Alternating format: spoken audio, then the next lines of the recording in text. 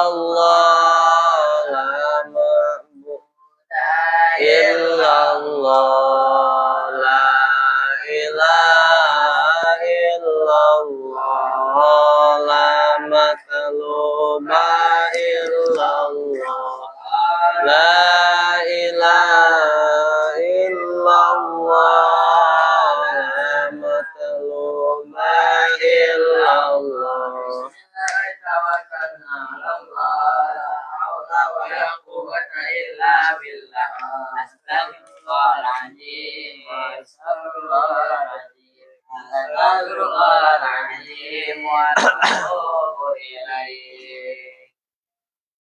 Al-Fatihah.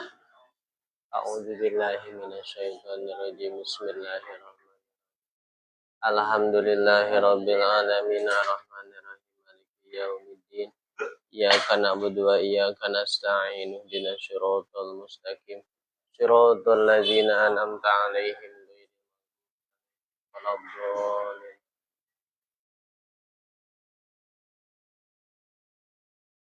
Bismillahirrahmanirrahim. Ini yang gak ngaji rugi nih.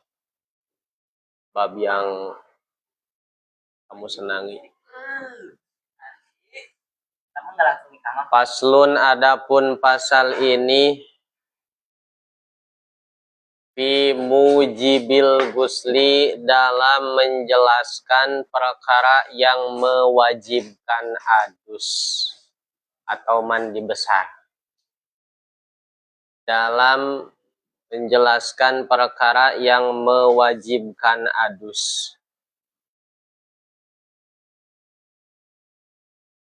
Wal guslu, dan adapun adus.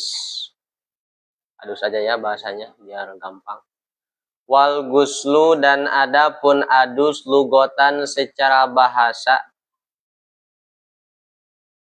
Itu sayalanul ma'i, mengalirkan air.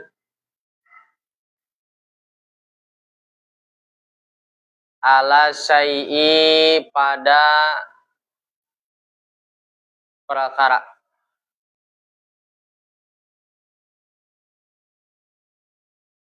Mutlakon, secara mutlak.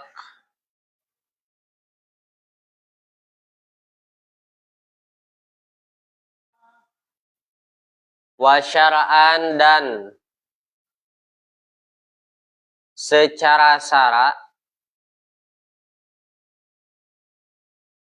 Itu sayalanuhu, mengalirkan ma'un.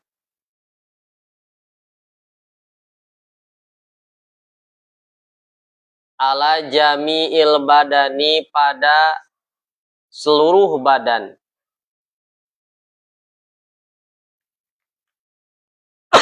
Biniyatin maksusotin, dengan niat yang ditentukan. Biniyatin maksusotin, dengan niat yang ditentukan. Waladzi, dan adapun perkara. Yujibu, yang mewajibkan apa alladzi.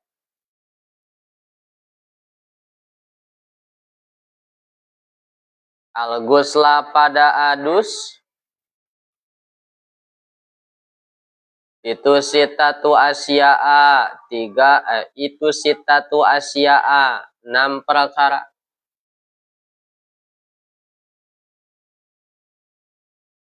Salah satun, adapun 3. Minha, dari sitah. Itu tashtariku, bersamaan. Pihak dalam salasah. Siapa ar-rijalu, laki-laki, wan nisa'u, dan perempuan. Wahia, dan adapun salasah itu iltiqaul khitanaini, bertemunya 2 alat khitan.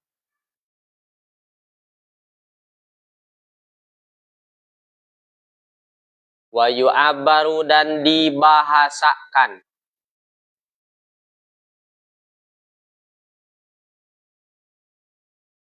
An hadzal iltiqai dengan bertemunya ini. Dengan bertemunya ini.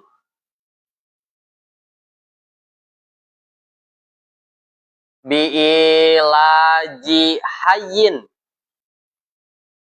Dengan memasukkannya orang yang hidup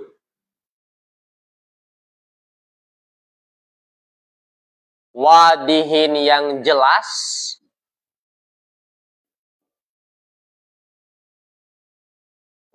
goyaba yang memasukkan siapa hayyun goyaba yang memasukkan siapa hayyun hasafata zakari akan hasapah zakar.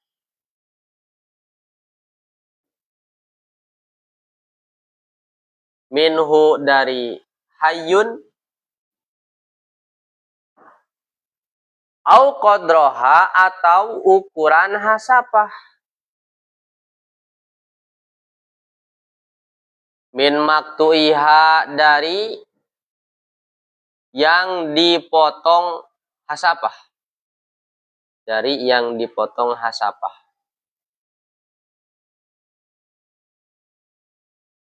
Memasukkan di mana? Di parjin, di dalam parji. Di parjin, di dalam parji. So, kalau guru-guru di santri salaf biasanya memaknai dengan bahasa Jawa. Di parjin ing dalam loket godeg kang enak dan tunggangang ini ing dalam waktu subuh. Gitu ya. Ing dalam loket godeg kang enak dan tunggangang ini ing dalam waktu subuh. Dah, jangan diper. Api parjin ing dalam parji wayasiru dan jadi. Wayasiru dan jadi siapa al-adamiyu manusia. Al-mulaju fihi yang dimasukkannya. Al-mulaju fihi yang dimasukkannya. Itu junuban junub.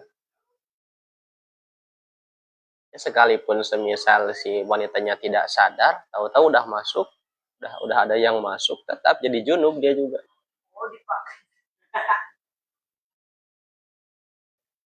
Bi'ilajima dengan sebab memasukkannya perkara. Dzukira yang ditutur apa ma?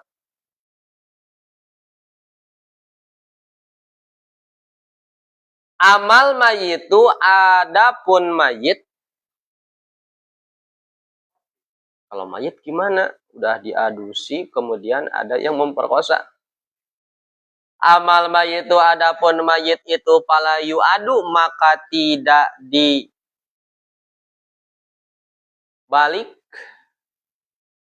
tidak diulangi atau pala yu'adu tidak diulangi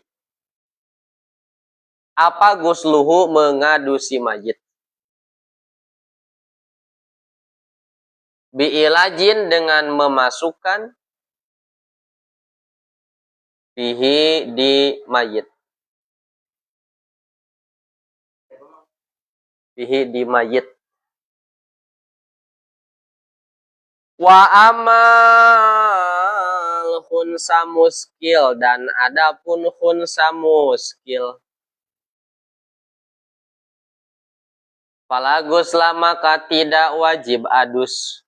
Falagus lamaka tidak wajib adus alaihi pada khunsa muskil.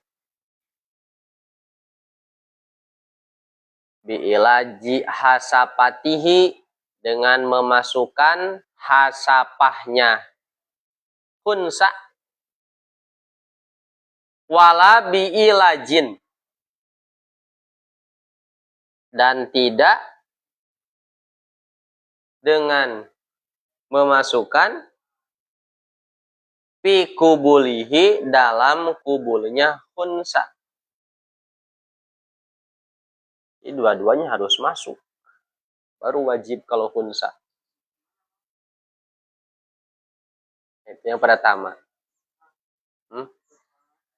Wa minal mushtaraki, dan sebagian dari perkara yang bersamaan, sebagian dari perkara yang bersamaan, inzalun yakni keluar air mani. Inzalun yakni keluar air mani. Maksudnya injal ay khurujul maniyyi, yakni keluar air mani, min saksin dari seseorang, bigoiri ilajin dengan tanpa memasukkan,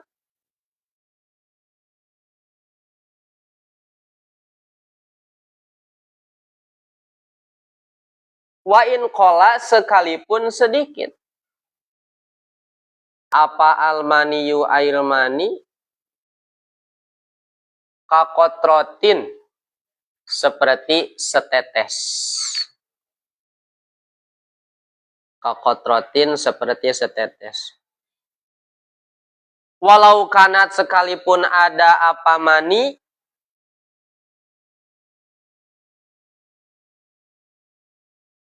itu ala launid dami, dengan rupa warna darah, dengan rupa warna darah. Jadi saking banyaknya keluar sehingga nggak ada lagi yang bisa untuk dikeluarkan. Yang keluarnya itu bentuknya sudah warnanya merah lagi. Ya. Walau kana sekalipun ada. Walau kana, ini walau kana sih. Benar kan?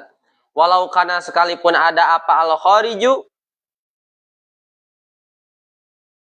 apa al-khariju yang keluar, bijimain dengan sebab jima, au goirihi atau selain jima, biyakdotin di waktu bangun, maksudnya waktu melek, au naumin atau tidur, bisahwatin dengan sahwat, au goiriha atau selain sahwat, mintorikihi dari jalannya mani, atau karena kharij bisa, al-mu'tadi yang biasa, au goirihi atau selain torikil mu'tad. Kanin kasaro seperti halnya pecah, seperti halnya pecah, apa sulbuhu tulang rusuknya, apa sulbuhu tulang rusuknya, man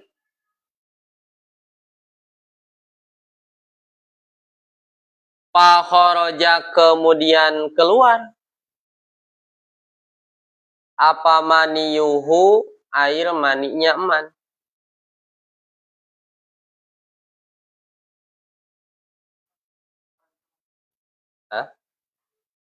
Wa minal mustaroki, dan sebagian dari perkara yang bersamaan, al-mautu yakni meninggal, illa fis syahidi, kecuali dalam mati syahid. Illa fis syahidi, kecuali dalam mati syahid.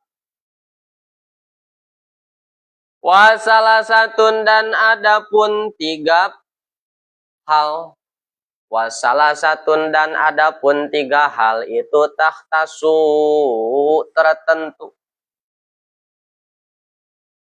Itu takhtasu, tertentu, biha, dengan salasa. Siapa an-nisa'u, perempuan. Wahia, dan adapun salasah itu al-haidu, head.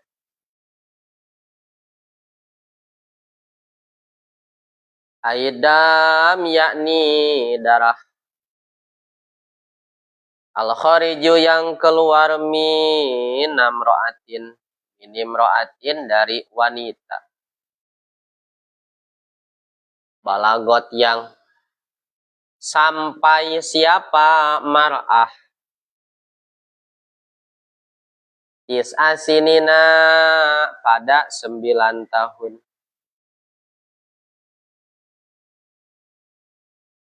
Wan nipasu, dan nipas. Wahwa, dan adapun nipas itu damun, itu adamu, darah, al-khariju, yang keluar. Akibal wiladati, setelah melahirkan.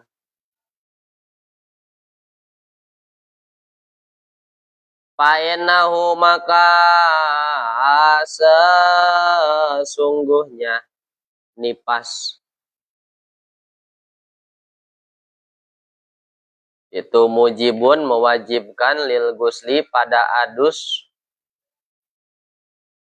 qot'an, secara pasti. Kemudian yang terakhir, wal wiladatu, dan melahirkan. Al mashubatu, yang bersamaan. Bil balali, dengan basah-basah. Bil balali, dengan basah-basah. Itu mujibu, itu mujibatun, mewajibkan.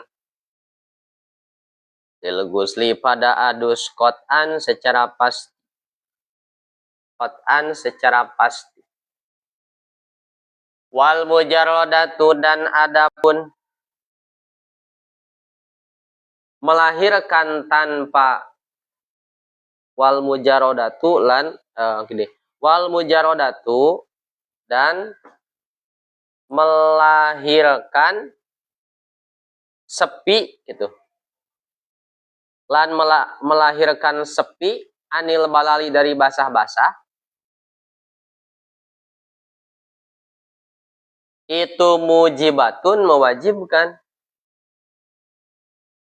Lil gusli, pada adus.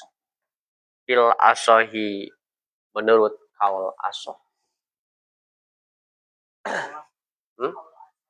Fil asohi, menurut kaul asoh.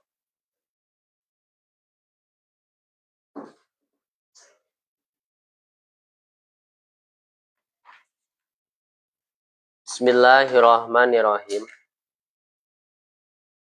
Faslun fi mujibil gusli. Pasal ini menerangkan perkara yang mewajibkan adus. Ketika salah satu daripada hal ini kamu lakukan, maka kewajiban adus atau mandi besar. Berarti ketika kamu melakukan salah satu daripada hal ini, nantinya kamu mempunyai hadas besar. Hadas besar adalah ma'aujabal gusla, perkara yang mewajibkan adus. Namanya hadas besar. Wal guslu lugotan. Adus secara bahasa adalah sayalanul ma'i, mengalirkan air ala syai'i pada suatu perkara secara bahasa. Kamu ambil air, kemudian di sini dialirkan. Itu juga sama, disebutnya adus. Disebutnya guslun, tapi guslun secara bahasa, bukan secara syarat.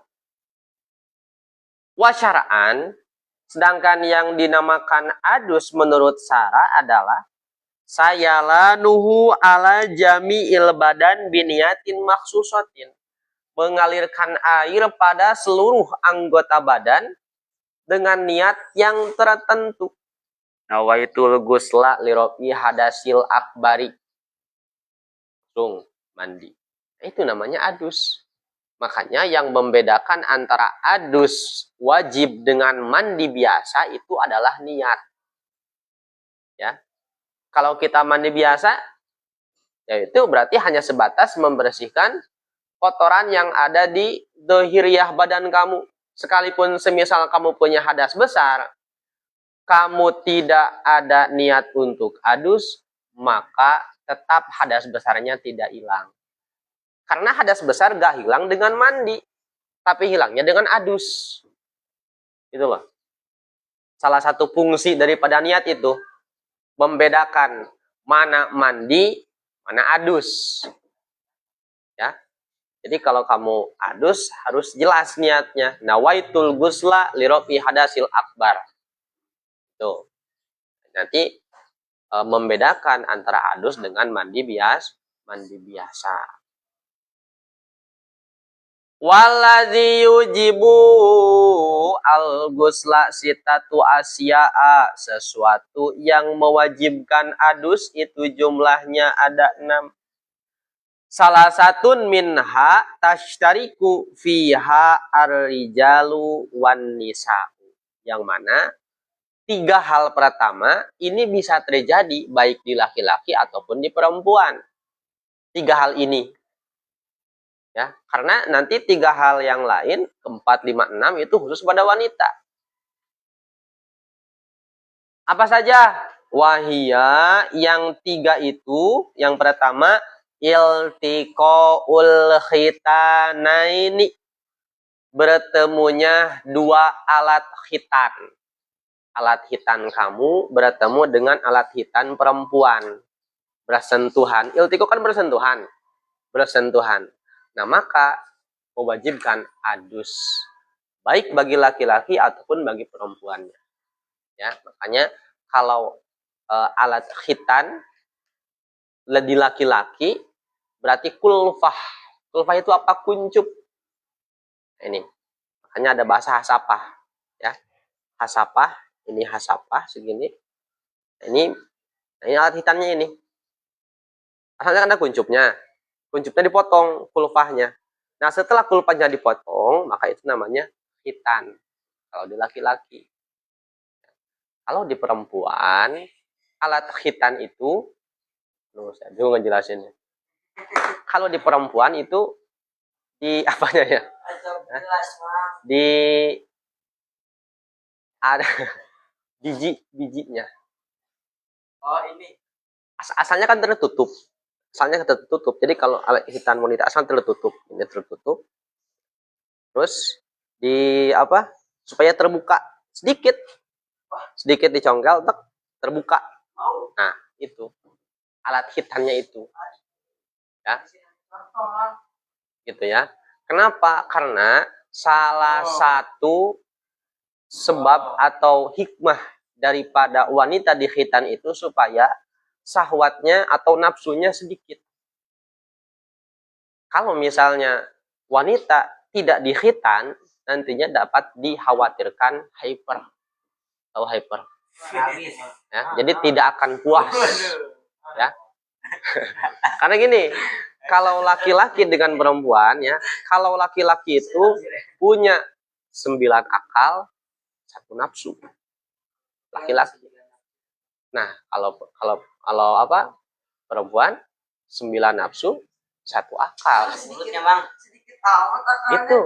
Jadi gini, apa, laki-laki itu ketika semisal kamu nih, ketika syahwat naik, itu sebenarnya baru satu. Nafsu kamu baru satu.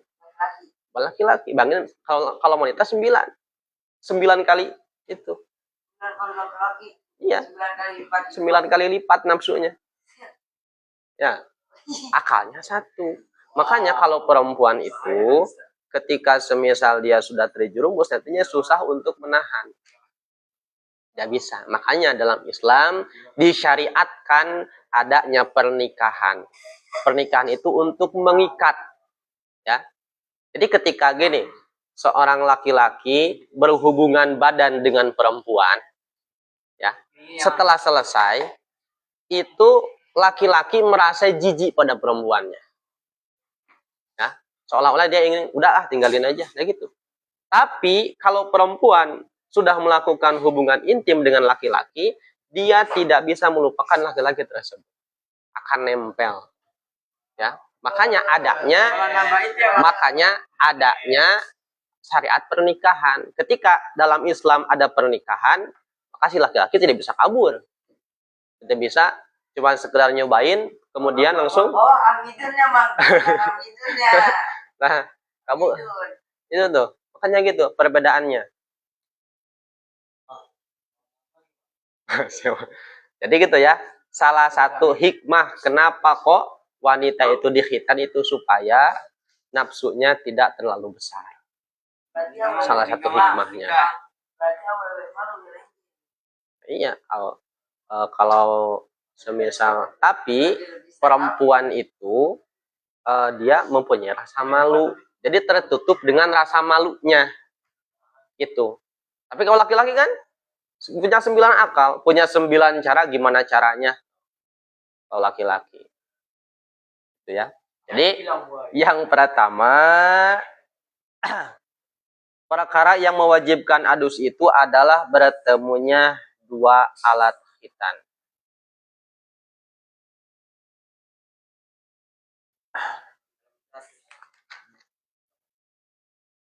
Wayu abbaru, mana sih Nabi teh?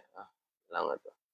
Wayu abbaru an hazal iltiko, kemudian diungkapkan atau dibahasakan dengan bahasa iltiko ilkhitanain adalah biilaji hayyin, memasukkannya orang yang hidup, wadihin yang jelas, laki-lakinya jelas bukan banci, goyabah hasapata zakari, yang memasukkan hasapah zakarinya, minhu darinya, au qadroha, atau kira-kira ukurannya hasapah, min maktuiha, jika semisal dia tidak mempunyai hasapah, dimasukkan fi farjin, di dalam farji, ya, dalam farjinya. Nah, jadi bahasanya itu yang mewajibkan adus itu, ya, gak harus semuanya masuk, tapi yang penting hasapah. Zakar kamu, ini hasapah, helm. Nah, yang mewajibkan itu masuknya hasapah. Nggak perlu semuanya masuk, cuman sekedar sedikit, udah wajib adus, gitu. Wajib hasafah. Au qadroha min maktuiha, atau semisal ada orang yang tidak mempunyai hasafah, dakarnya itu nggak ada helmnya, nggak pakai helm. Ya pokoknya ini nggak ada, gitu aja. Jika tunggul, nggak ada hasafahnya, ya, maka nanti dikira-kirakan sekitar, misalnya hasafah itu berapa senti, ya, misal hasabah 2 cm, oh berarti ketika masuknya udah 2 cm, maka mewajibkan adus. Itu. Di mana dimasukkannya? Di parejin, di dalam pareji. Nah, yang dinamakan pareji di sini secara umum, ya, sekalipun secara galib yang disebut pareji itu alat kelamin wanita, tapi enggak seperti itu. Pareji di sini umum, baik kubul, baik dubur, ya, baik punya manusia atau punya hewan. Ya, ada kambing nih, masukin nama kamu, sama itu juga wajib adus karena dinamakan pariji. Sama yang penting hewan-hewan.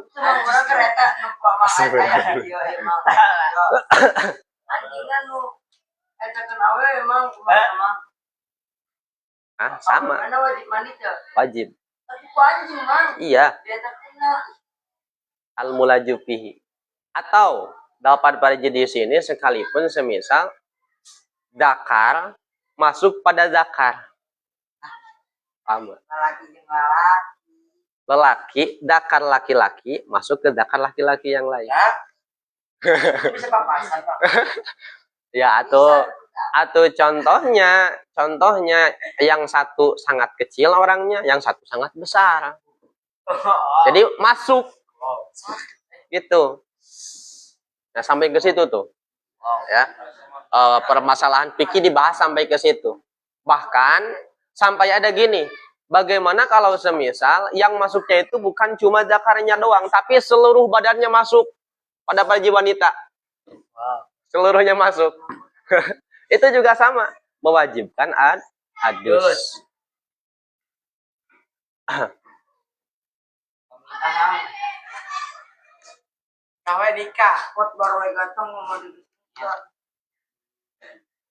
Terus wa yasiru al-adamiyu al-mulaju fihi, dan ketika hal tersebut terjadi maka seseorang yang dimasukinya, berarti perempuan itu statusnya menjadi junuban, junub bi'ilaji madzukir, dengan sabab masuknya perkara yang tadi.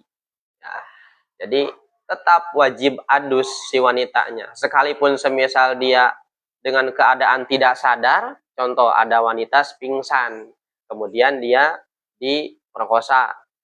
Ya, tiba-tiba ketika dia bangun, oh ternyata sudah dalam keadaan diperkosa. Tetap wajib dia untuk adus. Ya. Itu tuh, junuban. Bi'ilaji madzukiro. Amal mayit.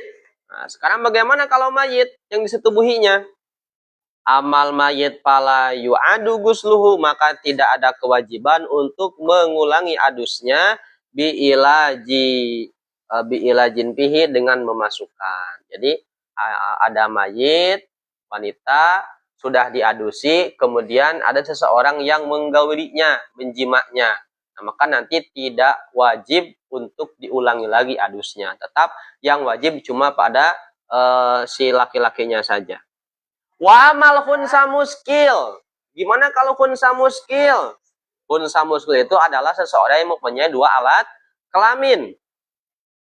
Pala yajibu alaihi, tidak wajib baginya adus bi'ilaji hasapatihi, dengan memasukkan hasapahnya, wala bi'ilaji fi kubulihi, dan juga tidak ada kewajiban adus dengan adanya sesuatu yang masuk pada kubulnya. Jadi kalau khunsa muskil itu wajib adus ya ketika memang dakar dan juga parijinya itu sama-sama masuk. Dakarnya masuk ke pariji yang lain, kemudian parijinya ada yang masukin. Itu baru wajib adus. Makanya khunsa muskil bisa wajib adus ketika dia bersetubuh dengan khunsa muskil lagi. Itu ya. Jadi kalau khunsa muskil nih, kemudian dia bersetubuh dengan wanita, otomatis kan si zakarnya masuk ke pariji wanita tersebut. Nah, itu tidak kewajiban adus, dianya enggak. Ya. Atau sebaliknya, khunsa muskil bersetubuh dengan laki-laki, maka kubulnya atau parijinya dimasukin oleh zakar orang lain, itu juga sama, tidak ada kewajiban adus. Ya, jadi gitu. Kalau khunsa muskil mah, ya sekalipun sekarang memang udah hampir dapat dikatakan tidak ada ya. Ya mungkin ada, tapi perbandingannya ya mungkin 1/1000. Itu yang pertama. Kemudian wa minal mustaraki, sebagian dari sesuatu yang bersamaan terjadi baik di laki-laki atau perempuan. Inzalun yakni keluar air mani. Khurujul mani yakni keluar air mani min sahsin dari seseorang bigoiri ilajin dengan tanpa memasukkan,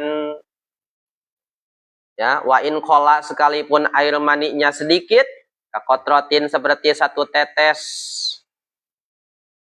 ya, kakotrotin seperti satu tetes, tetap itu mewajibkan adus. Terus apalagi walau kana walau kanat ala launidami, sekalipun memang rupanya sudah menyerupai darah, saking banyaknya semisal keluarnya, sehingga tidak ada lagi yang bisa dikeluarkan. Jadi rupanya udah rupa darah. Itu juga sama, mewajibkan adus. Ya, yang penting ada syarat-syaratnya. Syarat-syarat dan juga sifat-sifat maksudnya.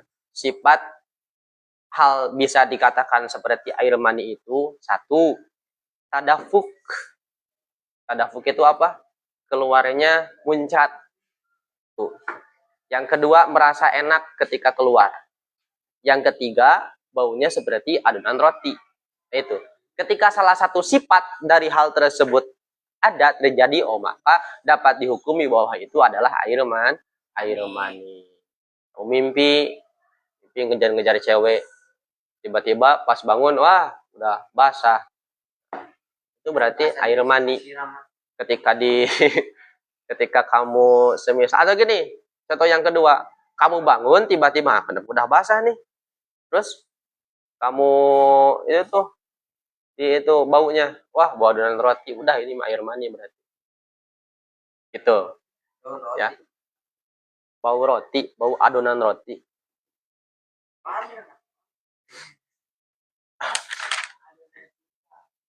Gitunya. Walau kana al khariju bi jimain, sekalipun keluarnya dengan sebab jima, au ghairihi, atau dengan selain jima. Nah, contohnya dengan selain jima, ya kamu jima dengan tangan. Nah, itu juga sama, mewajibkan adus, ya, mewajibkan adus. Atau dipaksa sama orang lain, sama itu juga mewajibkan adus. Fi yaqdotin au naumin, baik dalam keadaan melek sadar, au naumin, atau dalam keadaan tidur. Bisahwatin, baik memang dengan syahwat, au goirihi au goiriha, atau dengan selain syahwat, seperti tadi contohnya tuh, tiba-tiba pas bangun ternyata udah basah, ya. Mentorikihi al mu'tad, keluarnya dari jalan yang biasa, au goirihi, atau dari jalan lain. Ka'anin kasaro, seperti halnya contoh seseorang yang kecelakaan, kemudian tulang rusuknya pecah, ya. Fakharaja maniyuhu, keluar air maninya. Nah, itu juga sama dapat mewajibkan adus. Tapi itu berbicara ketika memang si dakarnya itu sudah tidak berfungsi, ya. Kalau dilihat di sarahnya itu seperti demikian. Nah, ya kan contoh ini kan di sini, nah. Di sini keluar air mani dari sini. 3 wekas dari sini keluarnya. Sebab celaka semisal. Keluar dari sini dapat mewajibkan adus, berbicara ketika memang dakara kamu sudah tidak berfungsi. Tidak berfungsi, jadi gak bisa. Berbicara seperti itu. Itu ya. Wasa wa minal mustarok, mana Nabi teh fakhara jamani yuhu. Wa minal mustarok al mautu. Kemudian yang ketiga, bersamaan antara laki-laki dan perempuan adalah meninggal. Illa fis syahid, kecuali orang yang mati syahid. Ya, jadi ini kewajibannya untuk orang yang hidup. Kan dia udah mati, mau adus gimana? Berarti untuk orang yang hidup, kewajibannya memandikannya selain orang yang syahid. Syahid fid dunya. Ya, syahidnya bukan syahid fil akhirat. Kalau syahid bil akhirat, seperti contoh, kamu semisal berada di pondok status santri, kemudian meninggal di Kobong, itu syahid, dengan syahidnya syahid bil akhirat. Atau meninggal karena kebakaran, meninggal karena tenggelam. Nah, itu namanya syahid akhirat. Dalam artian tetap hukum di dunia seperti orang biasa, maka harus disolatin, harus dimandiin, dan demikiannya. Gitu. Kalau syahid di dunia kan enggak, kamu perang tuh, ikut perang ke Palestina, ya baru datang, kemudian langsung mati di tempat, ya, darah kamu itu banyak, langsung dikubur di situ. Karena itu mah syuhada, orang yang mati syahid. Dunia akhirat kalau seperti itu. Ya, mau ke Palestina. Baru datang udah mati nih. Wa salah satun takhtasu biha an-nisa. Nah, kalau tiga hal ini tertentu hanya pada perempuan. Wahya al-haidu, yang pertama haid. Maksudnya terputus dari haid, ya. Haid itu. Ayat Adam al-kharij, yakni darah yang keluar min nimroatin, dari wanita balagot yang sudah mencapai asinina 9 tahun. Wanita sudah mencapai 9 tahun minimal, kemudian dia mengeluarkan darah, maka darah itu namanya darah haid. Ya, ketika selesai mengeluarkan darahnya, semisal 7 hari atau 6 hari, maka ada kewajiban adus. Pertama. Kemudian yang kedua, wan nipasu, darah nipas, maksudnya berhenti daripada nipas. Wahwa adam al-kharij, darah yang keluar akibal wiladati, setelah melahirkan. Fa innahu mujibun lil gusli, maka itu mewajibkan adus. Ya, sama maksudnya in kitouhu. Bukan berarti ketika si wanita tersebut mengeluarkan darah nipas langsung adus, bukan gitu. Tapi setelah selesai nipas, dia ada kewajiban untuk adus, ya. Minimalnya nanti di depan ada bab khusus head, nifas, istihadoh, ya. Maksimal kalau head berarti minimal 1 hari 1 malam, maksimal 15 hari, galib 7 hari. Kalau nifas minimal setetes, galib 40 hari, maksimal 60 hari. Itu kalau nifas. Itu nifas. Kebiasaan wanita biasanya kan 7 hari, 6 hari. Ya. Yang terakhir, perkara yang mewajibkan adus bagi wanita yang terakhir adalah al-wiladah, melahirkan. Al-mashubatu bil balal mujibatun lil ghusli qat'an, yang bersamaan dengan basah-basah, jadi mengeluarkan anaknya itu memang dengan cairan-cairan, itu mewajibkan adus secara pasti, ya. Wal mujarrodatu anil balal, tapi jika memang tidak ada basah-basah, jadi pas keluarnya itu si anak dalam keadaan kering, gak ada cairan sedikit pun, itu juga sama, mujibatun lil ghusli fil asoh, menurut kaul asoh itu mewajibkan adus, ya. Tapi ingat bahwa kewajiban adus disebabkan melahirkan itu berbicara ketika setelahnya tidak keluar lagi darah nipas. Kenapa? Karena kalau semisal keluar darah nipas, dia adus itu tidak ada guna adus. Tujuan utama adus itu supaya dia sah melaksanakan sholat. Kalau semisal dia adus mau ngapain? Setelahnya ada darah nipas. Gitu ya. Karena kalau adus itu murni ibadah wasilah. Wasilah supaya kita sah melaksanakan sholat. Itu beda dengan wudhu. Kalau wudhu mah itu ibadahnya wasilah, tapi wasilahnya maksudah. Kalau wudhu. Nah, kalau adus mah enggak. Contohnya gini contohnya.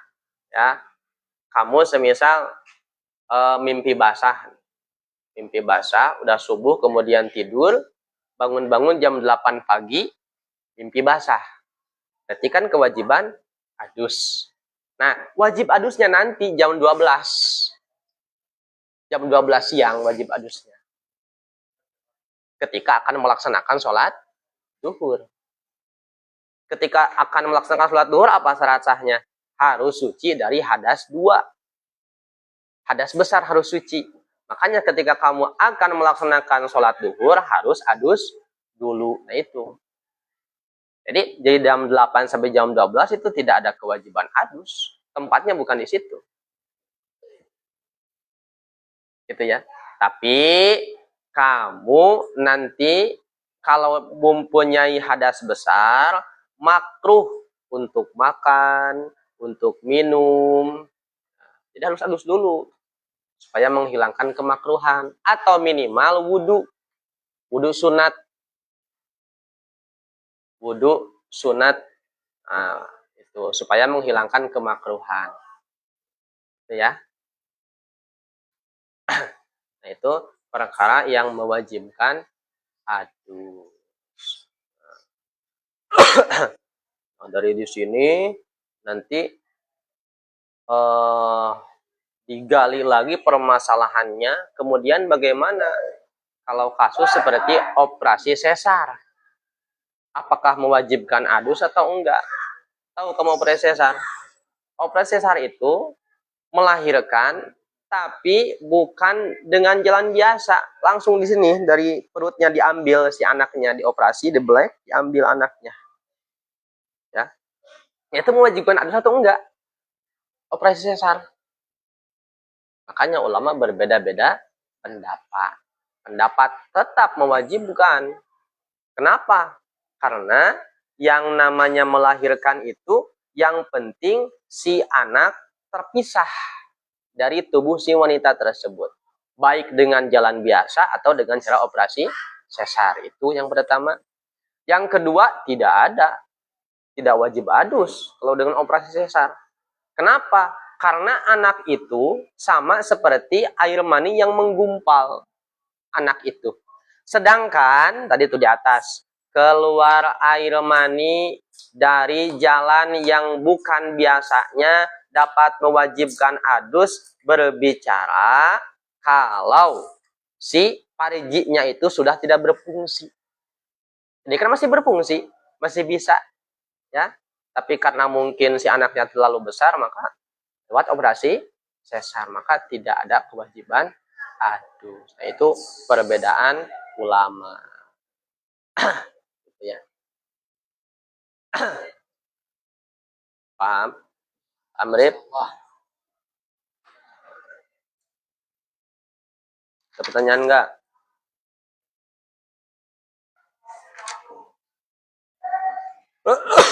Wallahu a'lam. Rabbi naba'na bima alamtana. Rabbi alimna alladhiyan ba'una. Rabbi bakina wa baki alana wa qarabatilana fi dinina. Tawasalna binta'ala.